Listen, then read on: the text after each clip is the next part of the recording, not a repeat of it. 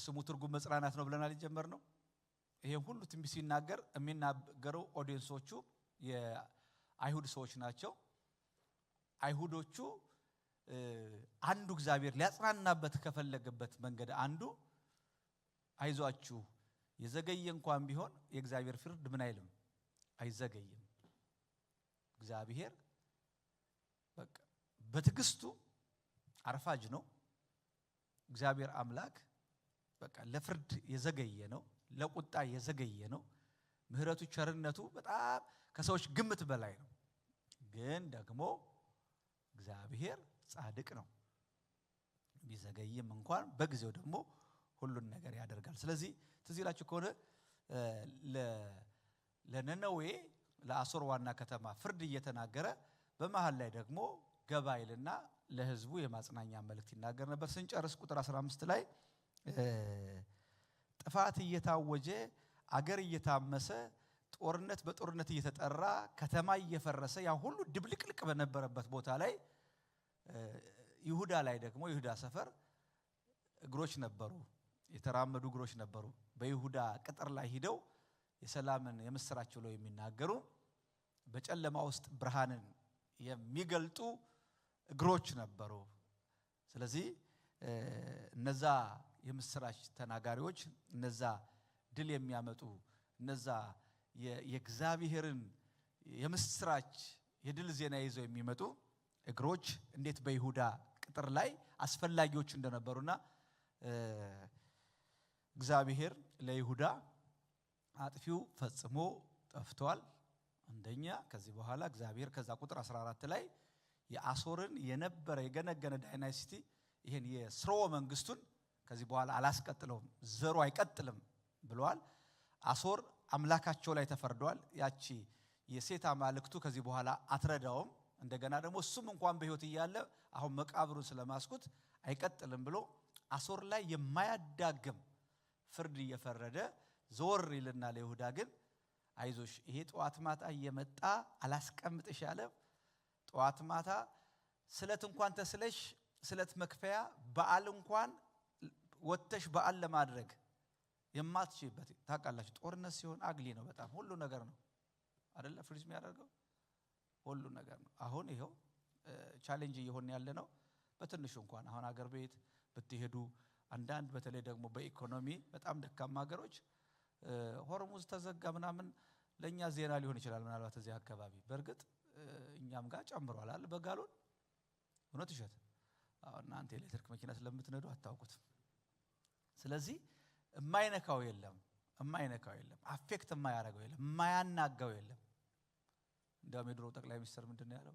ትላልቆቹ መርከብ ሲናወጡ እዛ በስቶርሙ ማለት ነው ያነው ጤኛን ሰፈር ጀልባ ደግሞ ይነቃንቃታል። ያው የኛ ኢኮኖሚ በጀልባ ስለምትመሰል ማለት ነው። ቢሆንም ግን እንደው አንድ ጊዜ ትዝ ይለኛል ኢትዮጵያ እንዲያሳቀኝ ነገር ሰምቻለሁ። ምን አለሽ ተራታ በጣም መርካቶ የሚታወቅ ጉርሻ ሁሉ ለሰው የሚሸጥበት ቦታ ማለት ነው። እዛ ጎመን የሚሸጡ አትክልት የሚሸጡ እናት ድንገት ዋጋ ጨመሩና ማማ እንትና ለምንድነው ዛሬ ዋጋ የጨመሩ ሲባል እንዴ አንተ ዜና ሰማም ሲዩዝ ካናል እኮ ተዘግቷል አሉ። ያን ሲዩዝ ካናል አየ የሲዩዝ ካናል መዘጋት ከምን አለሽ ተራ ጋር ይያዛል ማለት ነው። ሲዩዝ ካናል እኮ ተዘግቷል አሉ ማማ። ለካ ዜና በደንብ ይሰማሉ። ነዳጅ ሲጨምር የሳቸው ቲማቲም ይጨምራል። እና በዚህ ጊዜ ግን የምስራችን የመጣላት ተነሽና በዓልሽን አድርጊ ስለትሽን ክፈይ አጥፊው ፈጽሞ ጠፍቷል አይደለም ከዚህ በኋላ መጥቶ ትሬት ሊሆንብሽ ባጠገብሽ እንኳን ምን አይልም አያልፍም። ስለዚህ ምንም ቻሌንጅ ውስጥ ብንኖር መኖሪያችን እግዚአብሔር ነው። እዛ ከፍ ብሎ እግዚአብሔር መልካም ነው በመከራ ቀን መሸሸጋኒ በርሱ የሚታመኑትን ያውቃል ብሎ አጽናንቷቸው ነው የሚቀጥለው። ወደ ምዕራፍ 2 ስንመጣ አውጡትና እንደው ትንሽ 13 ቁጥር ስለሆነ ቶሎ ብለን እኩል አንብበነው ብንሄድ ደስ ይለናል። ዝም ብላችሁ እስቲ አፍጥጡበት ግድ የለም። እኔን ከምታዩ ቴክስታችሁን እዩት በደንብ የሚገርም ነው። ቁጥር 1 ላይ ናሆም ትንቢተ ናሆም ትንቢተ ናሆም ቁጥር 2 ማን ነው ምዕራፍ 2 ቁጥር 1 ጀምሮ እናያለን።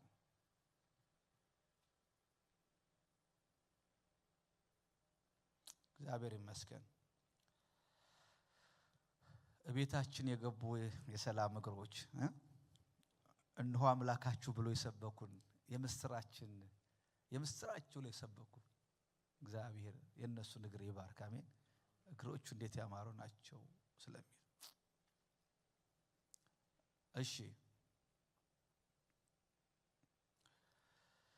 የሚቀጠቅጥ ባንተ ላይ ወጥቷል፣ ምሽግን ጠብቅ፣ መንገድንም ሰልል፣ ወገብህን ማጽና፣ ኃይልህንም እጅግ አበርታ ይላል። ቁጥር 15 ላይ እንግዲህ ታውቃላችሁ ያው መጽሐፍ ቅዱስ ለኛ እንዲመቸን ሆኖ በቁጥርና በምዕራፍ ሲደረግ ይሄ ዲስኮርሱ ይሄ ፍሎ ኦፍ ቶቱ ይሄ የትንቢቱ ፍሰት ግን የተያያዘ ነው ማለት አብራችሁ 15 አሁን 1:15 አንብባችሁ ወደዚህ ስትመጡ ይያያዝላችኋል። እዛ ጋር ለይሁዳ ይናገርና ተመልሶ እንግዲህ ዋናው የዚህ የናሆም መጽሐፍ ዋናው ሜን የሆነው እንትን መልእክት ለነነዌ ስለሆነ መለስ ሲልና ህዝቡን ያጽናናና ተመልሶ ደግሞ አሁንም ነነዌ ላይ ይመጣል። በተለይ በዚህ በምዕራፍ 2 ውስጥ አሁን እግዚአብሔር ፈራጅ ነው የሚለው ነው። እግዚአብሔር ምንድነው? ፈራጅ ነው። ባለፈው ጊዜ ምዕራፍ 1 ላይ ስንነሳ የመጀመሪያው መልእክታችን ላይ አራት ነገሮችን አስይዣቸዋለሁ። አራት ነገር በተለይ እግዚአብሔር ቀናተኛ ነው። የምዕራፍ 1 ዋና ነገር ነው። እግዚአብሔር ቅን ፈራጅ ነው። ከዛ በኋላ ደግሞ እግዚአብሔር ጻድቅ ነው። እነዚህ ነው ሶስት ናቸው መልእክቶቹ። ምዕራፍ 2 እግዚአብሔር ፈራጅ ነው።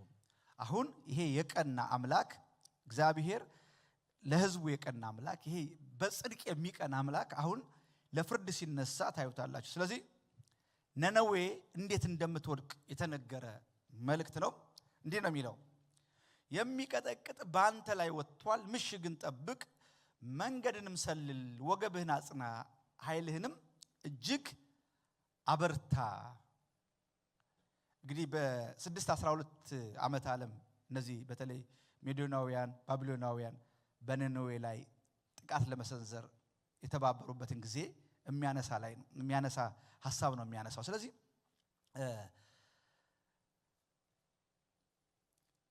የአይረን የሚባል አለ በዚህ በስነ ጽሁፍ ማለት የምጽአት ማንም ምንም ቢሆን ከፍርድ የማትድንን ከተማ ነብዩ ምንድነው የሚላት? የሚቀጠቅጥ ባንተ ላይ ወጥቷል፣ ምሽግ ጠብቅ፣ መንገድን ሰልል፣ ወገብህን አጽና፣ ኃይልንም እጅግ አበርታ። ይሄ በድሮ ዘመን ከተሞች ስለሚጠበቁ ጠላት ከየት እንደሚመጣ በጉበኞች በቅጥር ላይ ሆነው የሚያደርጉትን ከዛ ሰራዊቶቹ ማድረግ የሚገባቸውን ነገር ነው የሚያወራው። ግን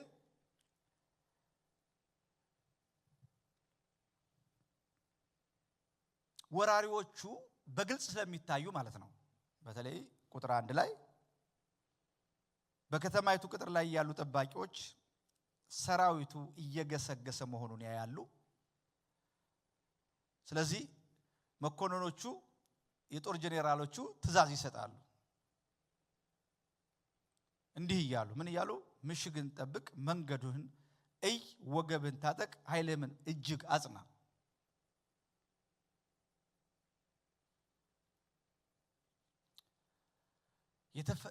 የተቆረጠ ፍርድ እግዚአብሔር አምላክ የጨረሰው ነገር ይሆናል እያለ ግን እስኪ ታቆማቸው እንደሆን ታስቀረው እንደሆን ይሄን ጦርነት አንተ ሪቨርስ ታረጋው እንደሆን እስቲ ሞክር ነው የሚለው። እንደውም አንዳንድ ወገኖች ይሄን በፖዚቲቭ ነው ጥሩ ነው ያው አላጎሪም ቢሆን ይሄ ለክርስትና አይደለም ይሄ ምጽአት ነው። ይሄ ለነነዌ ነው የተነገረው። እንደ ስላቅ ነው።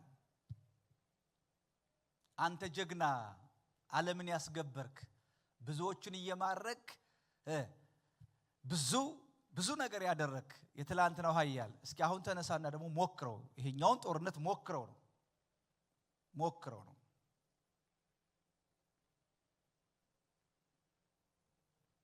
ይሄን ይናገርና ከዚህ ሁካታ ከዚህ ግርግር ከዚህ ሁሉ የሰልፍ ጫጫታ መካከል እንዳልኳችሁ እየመጡ ያሉትን ሰራዊቶች ያዩታል ግልጽ ጦርነት ነው የሚያጠፋ ሰራዊት ወደ ነነዌ እየመጣ ነው ስለዚህ ነነዌ እንደ ትላንትናው ተሞክራ ሳይሆን አሁን ልትጠፋ የተፈረደባት ከተማ ስለሆነች እግዚአብሔር ስለበየነባት አጥፊው በግልጽ እየመጣ ነው በዚህ መካከል ምዕራፍ 2 ላይ ቁጥር 2 ላይ እንዲህ ቃል አለ ዘራፊዎች ዘርፈዋልና የሆናቸውን ማረግ አጥፍተዋልና እግዚአብሔር ያዕቆብን ክብር እንደ እስራኤል ክብር ይመልሳል ይልና ደግሞ አሁንም ወጣ ብሎ ስለ እስራኤል ይናገራል ወደ ይሁዳ ይመለሳል አሁን ሊቀያየሩ ነው ከዚህ በፊት ይሁዳ በውርደት ውስጥ ይሁዳ በጥፋት ውስጥ በኪሳራ ውስጥ ነው ያለችው ከማን የተነሳ ከነ አሶር ኃያልነት የተነሳ አሶር ደግሞ እስከዚህ ሰዓት ድረስ የከበረች ነች የተፈራች ነች ማንንም እሷን አይቶ መቆም አይችልም ይሄን ባለፈው እነ ሕዝቅያስ በኢሳይያስ 36 እና 37 ያሉትን በቅጥር ላይ ያሉትን ሁሉ አውርተናል ስለዚህ ይሄ አጥፊ ጠላቶቻቸውን የሚያጠፋ አጥፊ ቢሆንም እግዚአብሔር ግን ይሁዳን በዚህ ጊዜ ሪስቶር ያደርጋል የሚል ታላቅ የተሐድሶ ተስፋ ይናገራል ምን ብሎ እግዚአብሔር ያዕቆብን ክብር እንደ እስራኤል ክብር ይመልሳል ምን ማለት ነው ያዕቆብ ክብር እንደ እስራኤል ክብር ስንት ሰው ነው እየተጠራ ያለው እዚህ ጋር የስንት ሰው ስም ነው ንገሩኝ ያዕቆብ ማን ነው የእናንተን ሰፈር አላልኩም ያዕቆብ ማን ነው እስራኤል አይደል እስራኤል ያዕቆብ ይሄን ታሪክ ታስተውሱታላችሁ ዘፍጥረት 33 ትዝ ይላችኋል ያዕቆብ በያቦቅ ሸለቆ ከእግዚአብሔር ጋር ሲታገል ካደረ በኋላ የጭኑን ሹሉዳ ነክቶት እግዚአብሔር ተገልጦ ከታየው በኋላ ከሰውም ከእግዚአብሔርም ጋር ታግላ አሸንፈሃል ካለው በኋላ ያዕቆብ የሚለውን ስም ምን ብሎ ሰየመለት እስራኤል ያዕቆብ የስሙ ትርጓሜ ተንሳፋፊ ወላዋይ ቀዥቃዣ አታላይ ምናምን የሚሉ ነገሮች ናቸው ማይረጋጋ ኤግዛክትሊ ደግሞ ይሄን ባህሪ ተላብሶ ሲጫወት ነበር እውነት ነው ውሸት ነው አክቲቭ ነው የአእምሮ ሰው ነው ወንድሙም በምስር ብኩርና የገዛ ጀግና ነው ጎበዝ ነው ግን እግዚአብሔር አምላክ ኪዳን ገባ ከማን ጋር ከያዕቆብ ጋር ከታናሹ ጋር ታናሹ ለታላቁ ታላቁ ለታናሹ ይገዛል ብሎ ለዚህ ነው እንግዲህ መጽሐፍ ቅዱስ አንዱ በጣም ከሚያነጋግር ነገር አንዱ ያዕቆብን ወደድኩ ኤሳውን ግን ጠላው እንግዲህ ምሕረት ለወደደው ለሮጥ አይደለም ከሚምር ከማን ዘንድ ነው ከእግዚአብሔር ዘንድ ነው ያዕቆብ የሚወደድ ነገር ነበር ወይ ካላችሁ ያዕቆብን ባህሪ ስታዩት እንደሱ ነው እና በዚህ ጦርነት መሃል ከባድ ቦምብ የሆነ መልእክት ነው የሚያስተላልፈው ነው የእግዚአብሔርና የሕዝቡ ጠላት ይቀጠቀጣል ቀን አለው እግዚአብሔር ይፈርዳል እግዚአብሔር በሚፈርድበት ጊዜ ደግሞ ለዛ ኔሽን እግዚአብሔር አምላክ ኪዳን ለገባለት ሕዝብ ያን ተሐድሶ ይሰጣል ማንን ያዕቆብን እንደ እስራኤል በቃ እስራኤል እንደ ያዕቆብ በተመሰለች ጊዜ የደከመችው እስራኤል ነች እንደ ያዕቆብ በተጠራች ጊዜ በድካም ውስጥ እግዚአብሔርን የማታስደስተው አለ እግዚአብሔር ክብር የማትሆነው እስራኤል ነች። እንደ እስራኤል ከተጠራች ግን እግዚአብሔር አምላክ እንደ መጠሪያ አድርጎ የሰጣት ከዚህ በኋላ አንተ ያዕቆብ አትባልም ስምህ ምንድነው? እስራኤል ነው። በዚህ ግርግር መካከል እግዚአብሔር ክብር የነበራትን ክብሯን አሳጣለሁ አይደል? ነነዌን አዋርዳታለሁ፣ አመፀኛዋን ከተማ ዝቅ አደርጋታለሁ። ደግሞ አሁን ወርዳ የነበረችውን እስራኤልን ደግሞ ምን አደርጋለሁ? ከፍ አደርጋለሁ። በነገራችን ላይ የቀረችው እኮ ይሁዳ ነች አይደል? ይሄ አሶር የሚባል እኮ በ772 እስራኤልን ወስዶ 10ሩን ነገድ በትኖታል እኮ ታውቃላችሁ። ተማረኩ አይደለም፣ ኤግዛይል አድርገው ስካተርድ ነው የሆኑት። ማለት ተመልሰው ተሰብስበው አገር እንዳይሆኑ እንዳይመለሱ ሆኖ ነው የተበታተኑት። ዝብርቅርቅ ብለው ነው የቀሩት። ገብቷቸዋል? እንደነ ሰማሪያ እንደምናምን ይሄ በቃ ሄደው ተቀላቅለው ነው ተበትነው ነው የቀሩት። ይሁዳ እኮ ነች በኋላ ከተማረከች በኋላ በክብር እንደገና የተመለሰችው፣ እንደገና ከምርኮ የተመለሰችው። እስራኤል ግን አልሆነችም። ግን እግዚአብሔር እዚህ ጋር ደግሞ ከባድ ቃል ነው የሚናገረው። ከባድ ትምህርት ነው የሚናገረው። ስመልስ ሚለውን ስሙ። እግዚአብሔር ያዕቆብን ክብር ሲከነ ጋር ብሎ ያዕቆብን ክብር እንደ እስራኤል ክብር ይመልሳል። ክብር ለኢየሱስ ይሁን። ይመልሳል። እነዛ የተበተኑ እነዛ እንደ አንድ ኔሽን ሆነው በሰለሞን ዘመን እንደነበሩት ያ ገናና ኪንግ ያ ድሮ አባቶች ጠላቶቻቸው ከድሩ ሆነው ከሩቁ ነው የሚንቀጠቀጡላቸው። እኔ ይገርመኛል የእግዚአብሔር ኪዳን ሳስብ ወገኖቼ፣ ወይ አንዱ ትልቁ እኮ አቅማችን ኪዳኑ እኮ ነው። እስቲ ኪዳኑ አቅማችን ነው። እስቲ በሉ በደንብ ኪዳኑ አቅሜ ነው።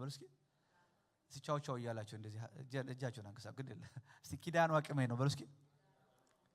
ኧረ አሜን አሜን። ዛሬ ጠዋት አንድ ነገር እያነበብኩ ነበረ።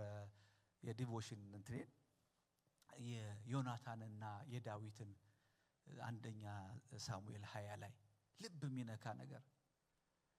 ዳዊት ተጨንቆ ነው ዮናታንን እባክህን በቃ ብሬክ ላርግ ልሂድ፣ አባትህ በጥሩ እያየኝ አይደለም፣ ስለዚህ ፍቀድልኝ ሲለው ለምን ምን አርገህ እንዴት ሰው አንተ ላይ ይነሳል ብሎ ዮናታን በቅንነት ነው አይ ግድ የለህም ከፈለክ እስቲ ቼክ አርገው፣ ይሄው አሁን የመባቻ እንትን ይቀመጣሉ እዛ ግብር ላይ ፍቀድልኝ ልቅርና አባትህ የኔም መቅረት መጠየቁ አይቀርም፣ ሲጠይቅህ በሰላም ኦኬ ምን ብሎ ዝም ብሎ ካለፈው ሰላም ነው እንዳልከው አንተ ያልከውን እቀበላለሁ፣ ግን ሪአክሽኑን እይና ንገረኝ አለው።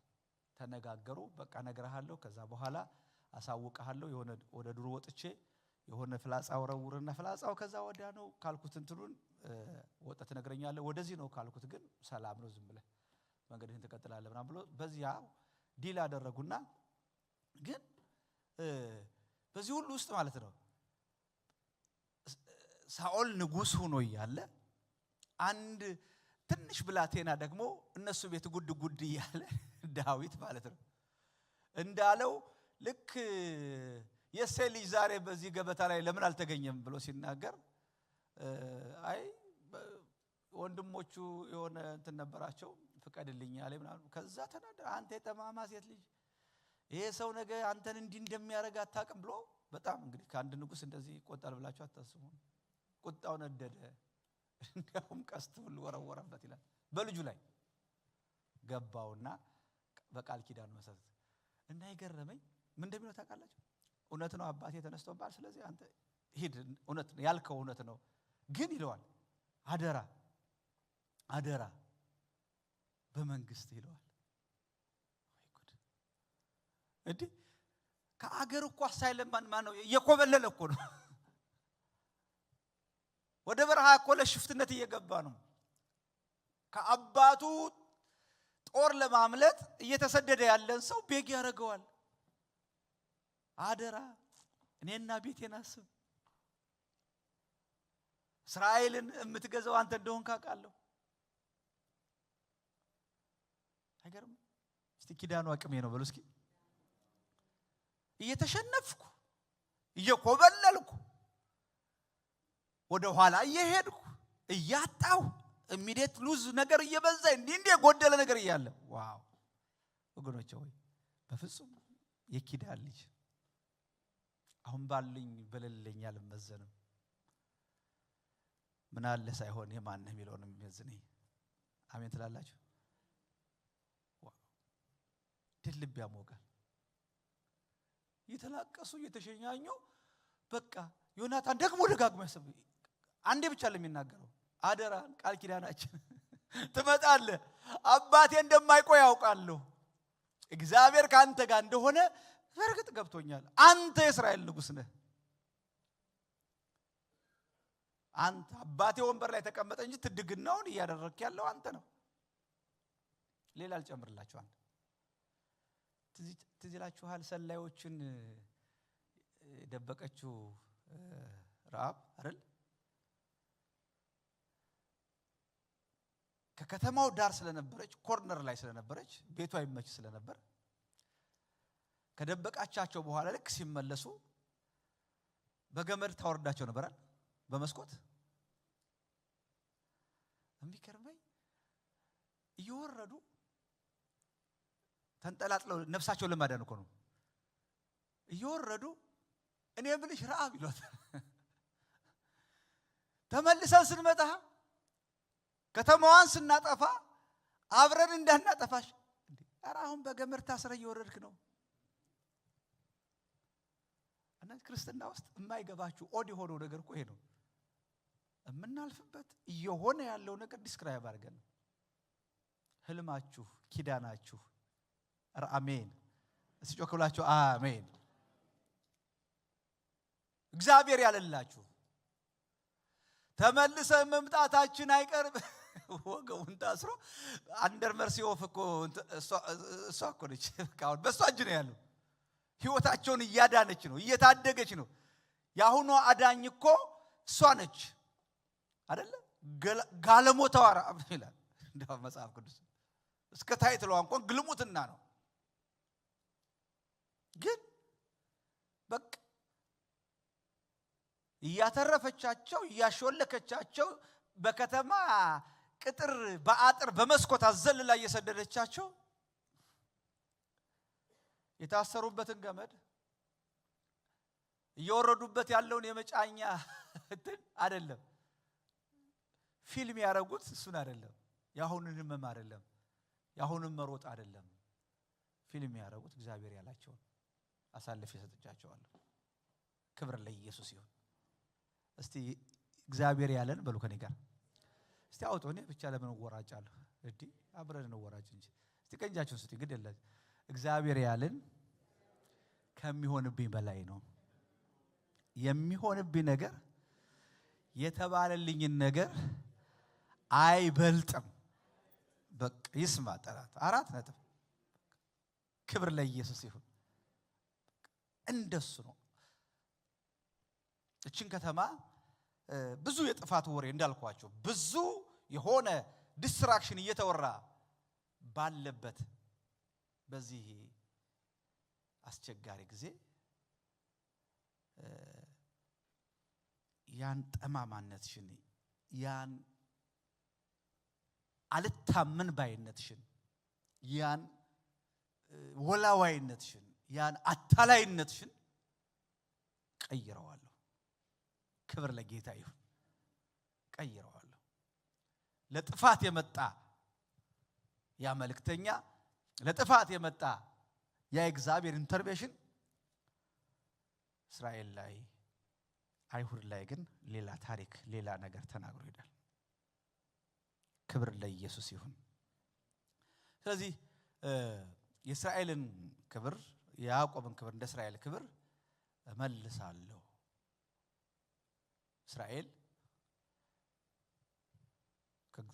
ከእስራኤል ታላቅነት ጋር ገናናነት ጋር የተያያዘ ነው። እንዳልኳችሁ ያዕቆብ ደግሞ አስቸጋሪ ከነበረው ታሪካቸው ጋር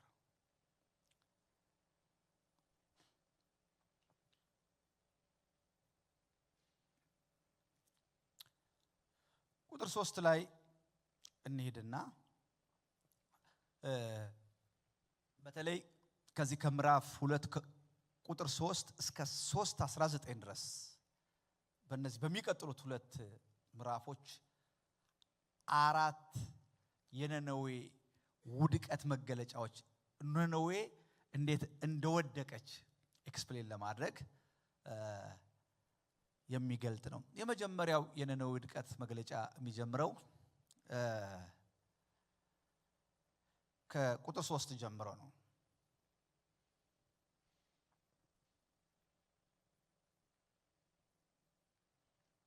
መጨረሻ ላይ ቁጥር 7 ላይ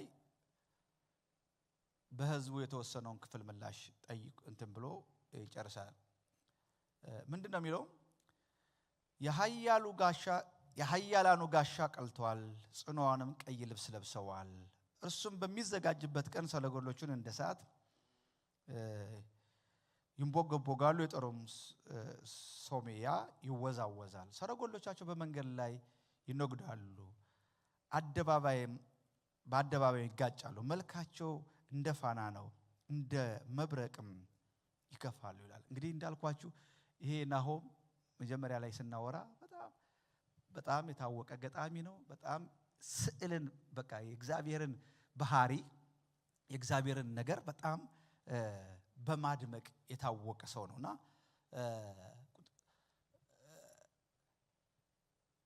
ናሆም እንደገና በነነዌ አጥፊ በታኝ የሚለው እግዚአብሔር ራሱን ነው። ይበትናታል፣ ያጠፋታል የሚለው ግን እንደ መሳሪያ እንደ አድቨርሰሪ አድርጎ ደግሞ የሚጠቀምባቸው ጠላቶች ነው። ስለዚህ የነነዌን ከበባና መያዝ ከገለጸ በኋላ ነነዌን የወረሩት ወታደሮች ጋሻዎቻቸውን፣ ዩኒፎርማቸውን ምን እንደሆነ ይናገራል። የኃያላኑ ጋሻ ቀልቷል፣ ጽኑዓንም ቀይ ልብስ ለብሰዋል። እርሱም በሚያዘጋጅበት ቀን ሰረገሎቻቸው እንደ እሳት ይንቦገቦጋሉ እያለ ይናገራል። እና ይሄ የመደናውያን በተለይ ባቢሎናውያን ድሮ በዛ ዘመን በጦርነት ጊዜ ሲወጡ መለያቸው ነው ቀይ ቀለም። ጋሻቸው የቀላ ነው፣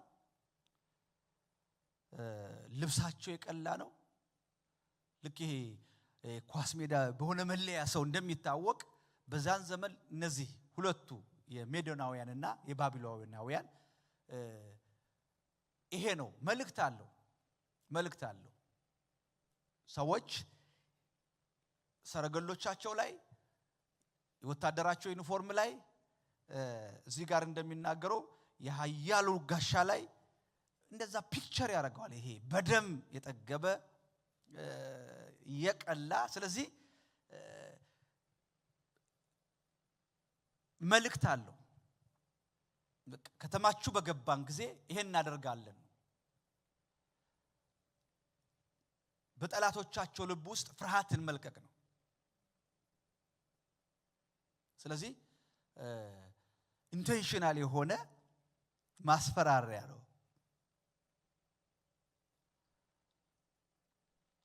ሰዎች ከሩቅ አይተው እንዲፈሯቸው፣ ኢንቲሚዴት እንዲሆኑ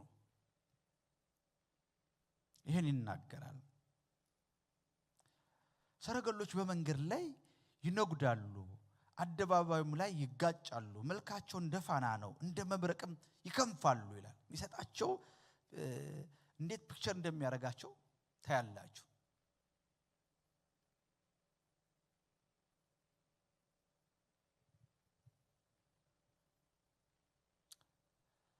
በነነዌ አደባባዮች ላይ ይፈጥናሉ ይላል፣ ይሄዳሉ። እነዚህ ነነዌን ሊያጠፉ የሚመጡ የጠላት መሳሪያዎች በቀይና በብረት በጣም በሚያንጸባርቁ ነገሮች የተሞሉ ናቸው። ችቦዎችን ይመስላሉ እንደ መብረቅ ከተማዋ ላይ በሚያያቸው ሰዎች ሁሉ ላይ። ስለዚህ ናሆም ጠላት ወደ ከተማዋ ቅጥሮች እየገሰገሰ መሆኑን ይገልጥላቸዋል። ቁጥር 5 በተለይ መሳፍንቱን ያስባል፣ ባረማመዳቸው ይሰናከላሉ፣ ፈጥነው በቅጥሯ ላይ ይወጣሉ፣ መጠጊያም ተዘጋጀለት እያለ እነዚህ ሰረገላዎች ከቅጥር ውጭ ባሉ የከተማ ዳሮች ጎዳናዎች ላይ እየተዘጋጁ ለጥፋት እንደሆነ ይናገራል።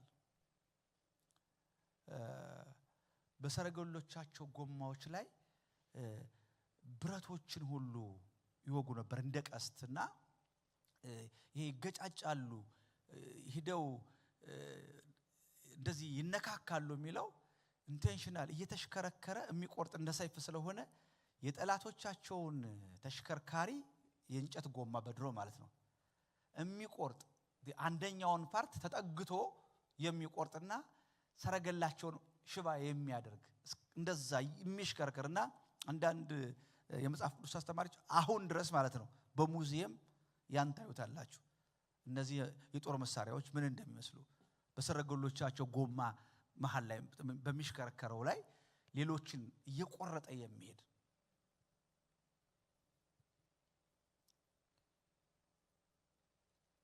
የአሦር ንጉስ መኳንንቷን ከተማዋን እንዲከላከሉ ይጠራቸዋል። ተከላከሉ፣ አሁን ጠላቶቻችሁ በዚህ ልክ መጥተዋል ይልና ይሄን በሚያረጉበት ጊዜ ግን ይሰናከላሉ። እነዚህ ኃያላን ትላንት ያደርጉ የነበሩትን ነገር አሁን ማድረግ አይችሉም። ልክ ሶምሶን ትዝ ይላችኋል እንደ ትላንቱ ሞከረ እንደሚለው አይደል? አይችሉም። እግዚአብሔር አቅማቸውን ወስዶታል። ቁጥር 5 ላይ መሳፍንቱን ያስባል። በቃ ኑ ተከላከሉ፣ ዲፌንድ አድርጉ ራሳችሁን ይላል። ግን እዚሁ ላይ ሲናገር አረማመዳቸው ይሰናከላሉ፣ ፈጥነው በቅጥሯ ላይ ይወጣሉ። በዛ ልክ የጥቃት ሰጪዎችን ቀስቶች ጦሮችን እያዩ ይፈጥናሉ። ቁጥር 6 ላይ ይሄን ከፍርዶች መካከል አንዱ የወንዞች መዝጊያዎች ተከፈቱ፣ የንጉሱም ቤት ቀለጠች ይላል።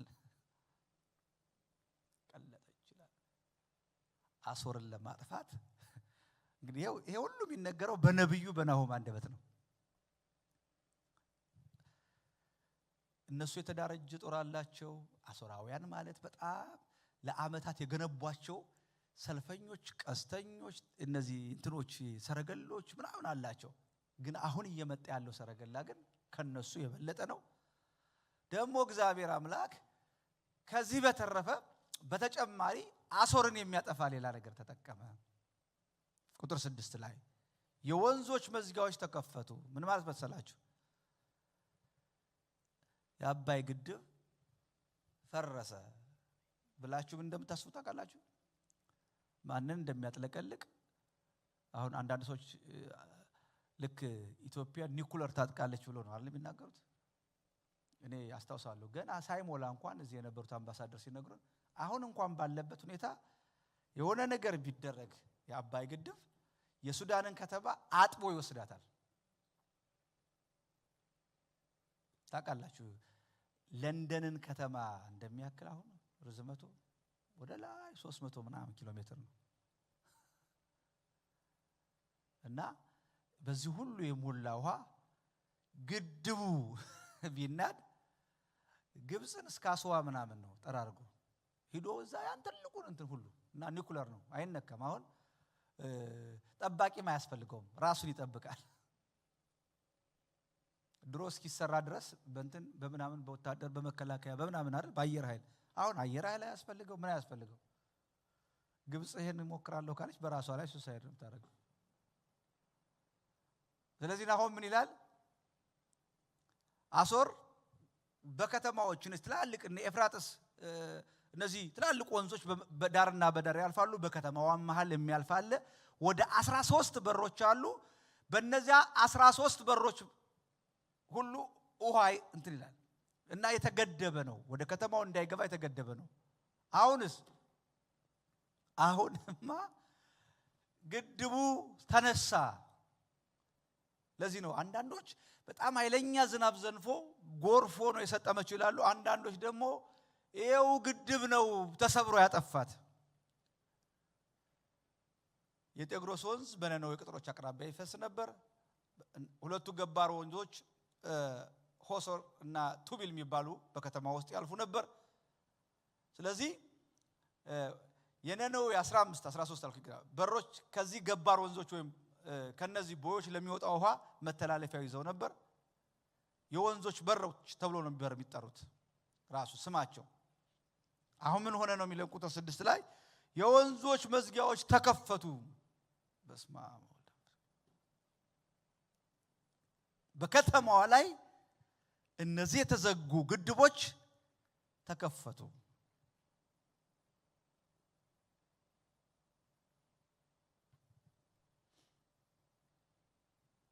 ምክንያቱም እነዚህን ለመቆጣጠር ነሰናክሬም በደንብ ግድብ ሰርተው ይናገሩ ነበር። ስለዚህ ናሆም ወራሪው እነዚህን የግድብ በሮች ሲከፍትና ከተማዋን በውሃ ሲያጥለቀልቅ አየሁ።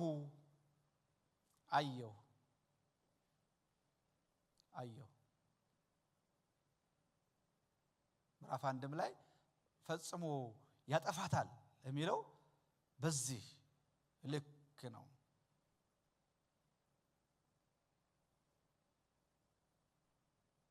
አንዳንዶች ደግሞ አይ ከባድ ዝናብ ነው በአቅራቢያ ያለው ወንዝ በጣም በዘነበ ጊዜ በከፊል በኩል ገብቶ ንዶ አጠፋት። ግን ምንድነው ሁሉ የሚስማማበት ነነዌ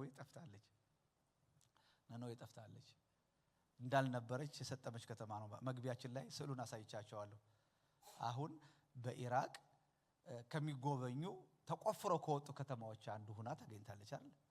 ያኔ በውሃ የጠፋች ከተማ ታላቅ ከተማ።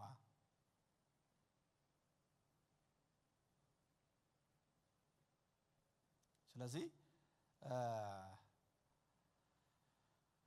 ቁጥር 7 የመጀመሪያው ውድቀት መግለጫ ሲጨርስ እንዲህ ነው የሚለው ንግስት ተገለጠች ተማረከችም፣ ሴቶች ባሪያዎቿም እንደ ርግብ ይጮሁና ደረታቸውን እየመቱ ዋይ ዋይ ይሉ ነበር ይላል። እግዚአብሔር ከመፍረዱ የተነሳ ነብዩ ሲናወጥ ያየው ቤተ መንግስት ብዙ ቤተ መንግስቶች አሉ። አንዱ በሆነው በሰሜን በኩል ያለው የንጉሱ ዋና ተብሎ የሚታሰበው ቤተ መንግስት ሲናወጥ አየ። ስለዚህ ንግስቷ ተገለጠች ተማረከችም። በምርኮ ወስደዋቸው የነበሩ ደህና ኑሮ እየኖሩ የነበሩ ሴቶችም እንደ እርግብ ዋይ ዋይ እያሉ ይጮሁ ነበር፣ ደረታቸውን እየመቱ ይናገሩ ነበር። እግዚአብሔር ፍርድ ከመፈጸሙ የተነሳ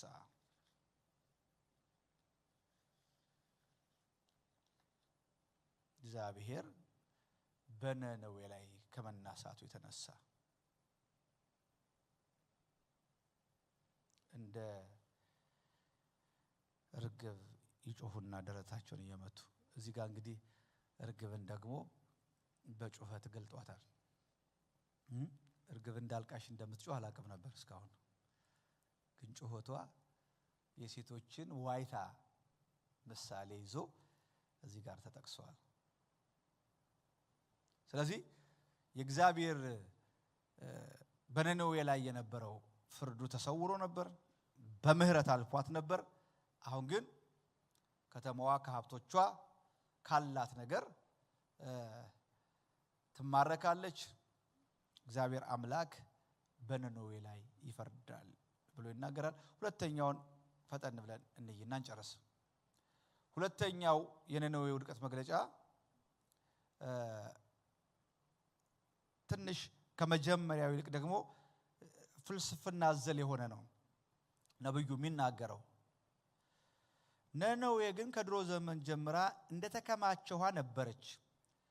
አሁን ግን ይሸሻሉ እነርሱም ቁሙ ቁሙ ይላሉ ነገር ግን የሚመልስ የለም ይላል። ነነዌ ከድሮ ጀምሮ እንደተከማቸዋ ሴትልድ እንደሆነ እንደተረጋጋዋ ነበረች። እውነትም በጣም ማንም ሲናወጥ የማትናወጥ የኃያላን ዋና ከተማ ነበረች። ለዓመታት ማስገበር እንጂ የማትገብር ማጥቃት እንጂ የማትጠቃ ከተማ ነበረች። አሁን ግን ይሸሻሉ ኃያላኖቹ ይሸሻሉ ከሀገር ጥለው ይሮጣሉ። እንዲያውም ሰው ሲሸሽ ሰው እያዩ አንዳንድ ሰዎች ሊያስቆሙ ፈልገው ቁም ይላሉ። ግን ከሽሽት የሚመለስ አልነበረም። በዚህ ልክ ድንጋጤ ነበር። ታውቃላችሁ በህይወታችሁ እግዚአብሔር በፓኒክ አታክ አይምታችሁ። እግዚአብሔር ካስደነገጠ ምንም ተከላክሎ የሚያደነን ነገር የለም። አያችሁ ከላይ ስለተቆረጠ እግዚአብሔር ስለተነሳ እንደው ትንሽ እንኳን ተገዳድሬ እችለዋለሁ ምናምን እንዳይሉ ላስት ዊክ ስናነሳ እነዚህን ጦረኞቹን ኃያላኖቹን እንደ ሰካራም ይንገዳገዳል ማለት ሰልፍ መጠበቅ እንኳን እስከማይችሉ ድረስ ባላንስ የላቸውም። በጠላቶቻቸው ፊት ዚግዛግ የሚመቱ ናቸው። ወኔያቸው ተወሰደ፣ ግፋቸው ቢኮዝ በእግዚአብሔር ላይ ስድብን ቃል መናገር ጀመሩ። who is God እኮ ነው ያሉት አይደል? ለሰናክሬም ማን ነው ይሄ ሕዝቅያስ እግዚአብሔር ያድነናል እያለ ያታላችሁ አታውቁም? አሦራውያን ፊት ማንም እንዳልቆመ እያሉ እግዚአብሔር ላይ ሲሳለቁ እግዚአብሔር ተነሳ። ስለዚህ ቁጥር 8 9 10 ነነዌ ግን ከድሮ ዘመን ጀምራ እንደተከማቸዋ ነበረች። አሁን ግን ይሸሻሉ እነርሱም ይላሉ። አንዳንዶቹ ቁም ይላሉ ነገር ግን የሚመልስ የለም።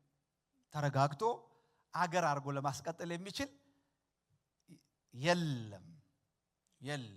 ቁጥር 9 መዝገቧ መጨረሻ የለውምና የከበረው የዕቃዋ ሁሉ ብዛት አይቆጠርምና ብሩን በዝብዙ ወርቁንም በዝብዙ ይላል። ነነዌ በታሪኩ አብዛኛውን ዘመን በዙሪያዋ እንዳለ ውሃ እነዚህ በቃ ሴትልድ ነው እንደሚፈሱት ውሃ ረጭ ያለች የተረጋጋች ነበረች። ስለ ነነዌ በግልጽ የተጠቀሰበት የመጀመሪያው ቦታ ይሄ እዚህ ላይ ነው። እንደውም ከተማዋን ስም ራሱ የሚናገር እስካሁን ከመጣንባቸው ማለት ነው። አሁን ከተማዋ በውሃ ስትለቀለቅና የጠላት ወታደሮች ሲመጡ ነዋሪዎቿ ከተሰበረ ግድብ እንደሚፈልቅ ውሃ በፍርሃት ሲሸሹ አየ። ልክ ከተሰበረ ግድብ የሚወጣ ውሃ በፍጥነት ሄዶ እንደሚሸሽ እዛ መከማቻ እንደሚበተን እንዲሁ ሲበተን አየ። ስለዚህ ምናልባት ለሀገር የቀና አንድ ሰው ቁሙ ረተው ቁሙ ቢልም የሚመልስለት አይኖርም። ስለዚህ እግዚአብሔር ነብዩ ሲናገር ወራሪዎቹ ወታደሮቹ ነነዌ እንዲዘርፉ በቃ እስካሁን ድረስ የሰበሰቡትን ብር ምን እንደሚታቀል መዝገቧ መጨረሻ ያለው መዝገብ ማለት ይሄ እንትን እኮ ነው። ይሄ ሀብቷ ትሬዠር በቃ ያላት ፖሴሽን መጨረሻ ያለው። ምክንያቱም ከአገር ሁሉ ስትዘርፍ ነው የነበረችው። ሰፊውን የብር የወርቅና የሌሎች ውድ ሀብቶች ክምችት ለራሳቸው እንዲወስዱ ጥሪ ያደርግላቸዋል። ወራሪዎቹ የተባበሩት ባቢሎናውያን ሜዶናውያን ናቸው እና ስኮስቴሳውያን የሚባሉትም አብረው ነበሩ። ስለዚህ ነነዌ ሀብቷን ያከማቸችው ለዘመናት በፈጸመችው ወረራ ስለነበር በጣም ብዙ ሀብት ነው ያላት። የበዘበዛቸው አገሮች የዘረፈቻቸው አገሮች ብዙ ስለሆኑ አሁን ተራዋ መበዝበዝ ነው። በዝብዟት ባዶና ባድማ ምድረ በዳ ሆናለች።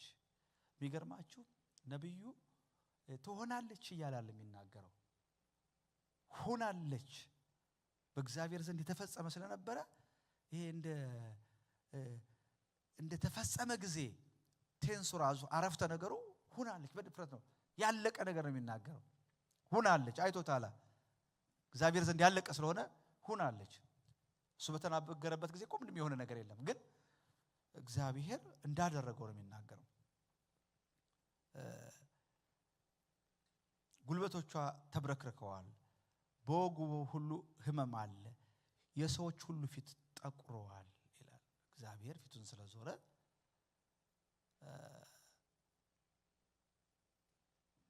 እግዚአብሔር በከተማይቱ ላይ ተነስቷል። ቁጥር 11 12 እና 13 እናንብብና እንጨርሳለን።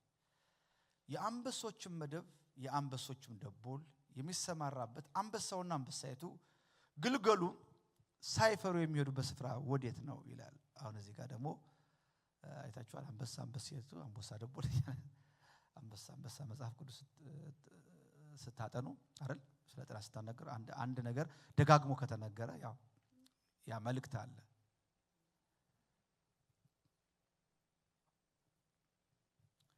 ስለዚህ ከነነዌ ጥፋት በኋላ የቀሩ ሰዎች ነነዌን ከአንበሶች መኖሪያና በአቅራቢያው ካሉ መሰማሪያ ቦታዎች ጋር በማነጻጸር አሰራውያንን ማፌዝ ይጀምራሉ። where are they እና የሚገርማቸው አሁን ድረስ በቤተ መዝገባቸው አሁን ድረስ በቅርሳቸው መለያቸው አንበሳ ነው ማለት ሲያጠቁም እንዳንበሳ ደቦል ነው፣ ሲኖሩም እንዳንበሳ የነበሩት አንበሳ እና where are they የታሉ አንበሶቹ?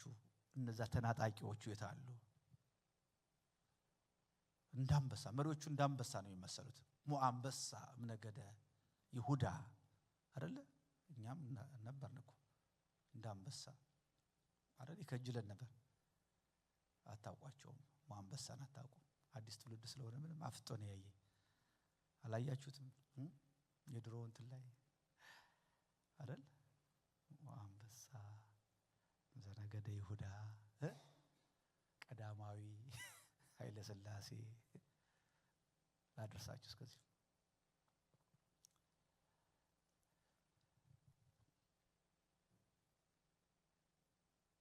ስለዚህ አሁን ግን ከተማዋ የታለች? የአንበሶች መኖሪያ አሁን የታለ? የቀድሞ ምርኮ የታለ? ከሌሎች በጭካኔ የወሰድከው ሀብት የታለ? የታለ? አሁን እነዛ አስተማማኝ ቤቶች ምሽጎች ባዶ ቀርተዋል። ስለዚህ አንበሳን በመግደል ይኮሩ ነበር። በቃ ከአንበሳ ጋር የተያዘ ለዚህ ነው አሶር ሲባል ሰዎች የሚንቀጠቀጡት። ከባድ ነው ታውቃላችሁ። አንዳንዶች አሁን አይሲስ ሲባል ገና እንፈራለናል። በአይሲስ ተያዘ ሲባል ተሎ ከማይንዳችን ምንድነው ይመጣል? አንገት መቀላት ምናል። ልክ እንደዚህ ነው።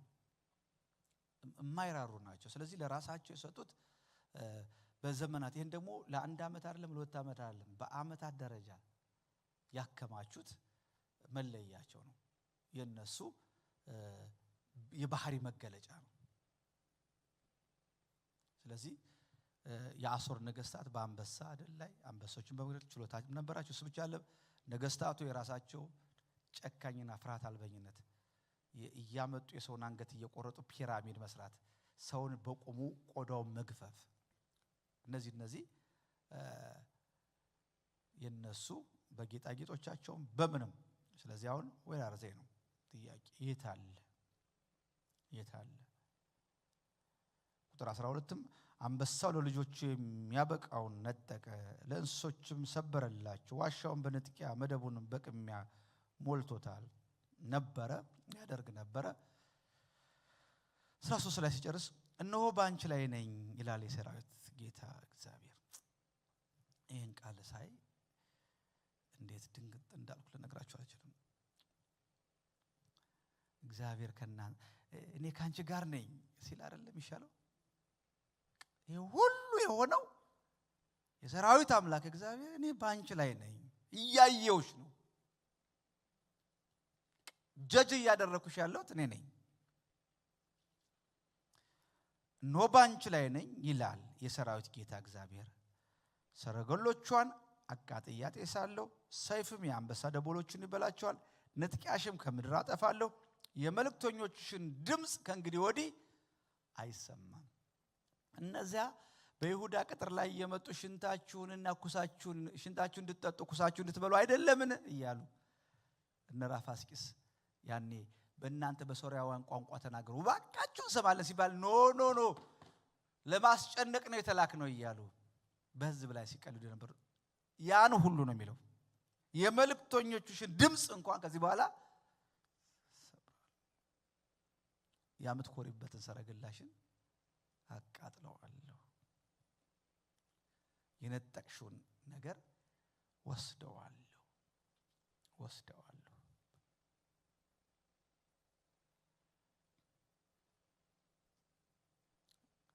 በዚህ ጊዜ በዚህ ሁሉ ግን እግዚአብሔር አምላክ በዚህ መካከል ግን ለልጆቹ የሰላምን የምስራች የሚያወራ አሜን አሜን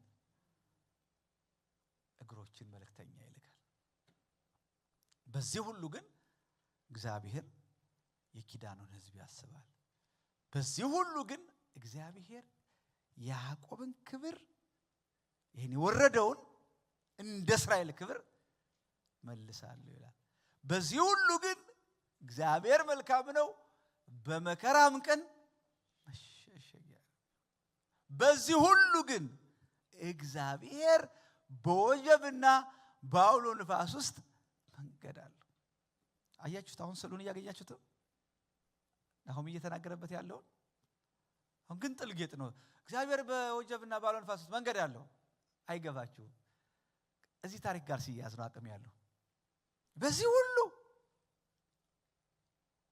አገር በጎርፍም ይሁን በግድብ ውሃ ስጠፋ የኃያላን ሰረገሎች ሲጤሱ እግዚአብሔር እነዛን ኩሩ የነበሩትን ሲያዋርድ በዚህ ሁሉ ግን እግዚአብሔር የተዋረደውን ህዝብ ክብር መልሳል በዚህ ሁሉ ግን መፍትሄ ፈላጊውን የጽድቅ ያለ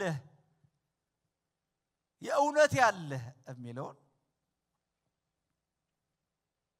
ስለዚህ ትልቅ ዋርኒንግ ነው ትልቅ ማስጠንቀቂያ ነው አይመችም ደስ አይልም የፍርድ ቃል ነው ግን ይሄው ደግሞ እውነተኛ አምላክ ጻድቅ አምላክ ኃጢአቱን ይላል ሲጀምርኳል ኃጢአተኛውን ጻድቅ ነህ አይልም ቸር አምላክ በቃ ይሄ የኛ አባት ነው ይሄ ጻድቁ አምላካችን ነው ዛሬ ሰዎች በሰዎች ላይ እየተነሱ የሰዎች ደም በከንቱ እየፈሰሰ አንዱ አንዱን እየበደለ አረዘ ሰኮልድ ኃያላን እየተባሉ እኮ ታሪክ እንኳን ቢያስተምረን እኔ ቅርብ ጊዜ ግሬት ብሪቴን ነው አልምትባለው አሁን አይደል ሪሊ ነች ድሮ ሁሉም መንገድ ወደ ሮም ይወስዳል ተብሎላቸው ነበር አይደል ለሮማውያን በእነሱ ሲዝን በእንግሊዞች ደግሞ በእንግሊዝ ፀሐይ አይጠልቅም ይባል ነበር የትም ስለነበሩ ሰማችሁ በየትኛውም ክበብ ብትሄዱ በቀጣጭ እኔ ባለፈው በሐማስ የሚባል ቦታ ይጭቅርም ማለት እዛም ነበር እዚህ ድረስ አይናቸው ማን ነው የሚገልጠው እንዴት ነው ያልገቡበት የለም ዛሬ ግን በቃ ኖ ሞር ግሬት ብሪቴን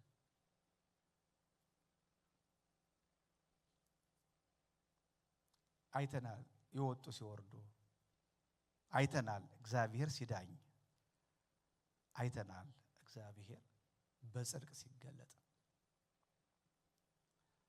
በየትኛውም ዘመን በየትኛውም ስታንዳርድ የእግዚአብሔር ጽድቅ ወገኖቼ ሆይ ኮምፕሮማይዝ የማይደረግ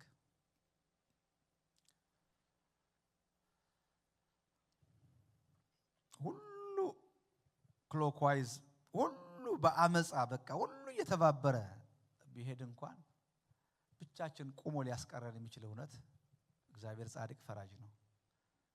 ከማጆሪቲው ጋር አድመን ሰው ሁሉ ስለ ዋሻ አብረን አንዋሽ። አንጻራዊ አይደለም፣ አብሶሉት ትሩዝ አለን። ኧረ አሜን አሜን። እግዚአብሔር ጻድቅ አምላክ ነው። እግዚአብሔር ቅን ፈራጅ ነው። እግዚአብሔር ይፈርዳል። እስቲ እግዚአብሔር ይፈርዳል ብሎ እስኪ። ለዚህ ነው ሰልፋችን የምንሰጠው። ለዚህ ነው ጦርነታችን የምንሰጠው። ለዚህ ነው አንተ አለ። ክብር ለጌታ ይሁን። ደስ ይላል እኮ ሰልፉን ስጡኝ ይላል። በቃ በዚህ ሰልፍ የምትዋጉ እናንተ አይደላችሁም። በቃ ሰልፋችሁን ዝም ብላችሁ ስጡ። እግዚአብሔር ስለ እናንተ ይዋጋል። እናንተ እንደው ምን ትላላችሁ? ዝም ትላላችሁ። ግን ችግሯችሁ ዝም ማለት ስለምታቁነጠንጠን አይደል? እዛ ጋር በቃ ልክ እኛ ስንጀምር እግዚአብሔር ያቆማል። እንደሱ እኮ ነው ጨዋታው። የሚገርማችሁ እግዚአብሔር ሲገባ ደግሞ አስተማማኝ። አሁን ሞክረው ተጋጥመው ነካክተዋት ሊሄዱ ሳይሆን አሶር ፈጽማ እንዳልነበረች ልትሆን የእግዚአብሔርን ሕዝብና የእግዚአብሔርን ጠላት የሆነችዋን ከተማ በዚህ ልክ እግዚአብሔር ተነሳና እዚህ ውስጥ ናሆም እንደ ስሙ መጽናናትን እየገባ ይሰጥ ነበር። ስለዚህ በክፉ ባስቸጋሪ ጭከና በበዛበት ዓለም ውስጥ እግዚአብሔር በጽድቅ ይገለጣል። እግዚአብሔር ጻድቅ ፈራጅ ነው። አሜን። ስለዘገየ የለም አንለውም። እግዚአብሔር በእውነት ይፈርዳል።